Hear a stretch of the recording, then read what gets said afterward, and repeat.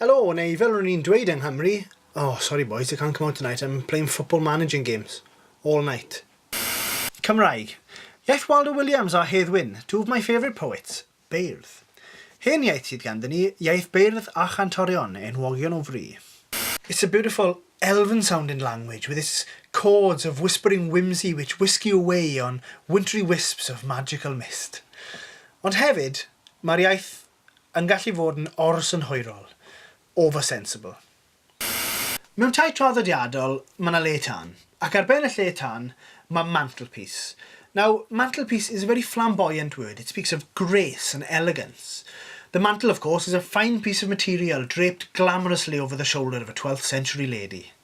So in English it is being compared to high fashion. Look how the fine workmanship caresses the wall as it arches above the fire.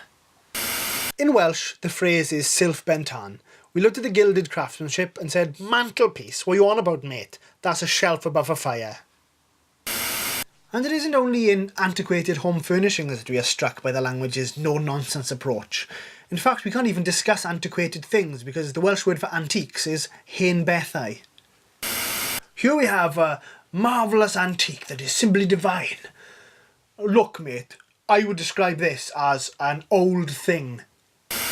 Yn y Saesneg, pan ni'n pobi tatos, when we bake a potato, we fill it with baked beans or tuna, mae gennym ni'r term hwylus jacket potato. It's a potato with its jacket still on. But in Welsh, the phrase is taten a llenwad, literally a potato with a filling. Hey, I'm just about to eat my jacket potato. Look, sorry to bother you again, mate, but you have to stop leaning on the shelf above the fire, because that's where I keep my valuable old things. Now go and eat your potato with a filling. Mae'r holl sôn am mantles a jackets yn fatgoffa o'r tro cyntaf nes I gwrdd ag Owel.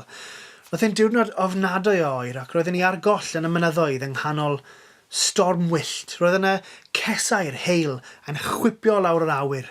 A roedden ni'n barod roi'r gorau ohoni a goben y cymalau oedd yn gorwydd ar y mynyddoedd fel, like a shelf.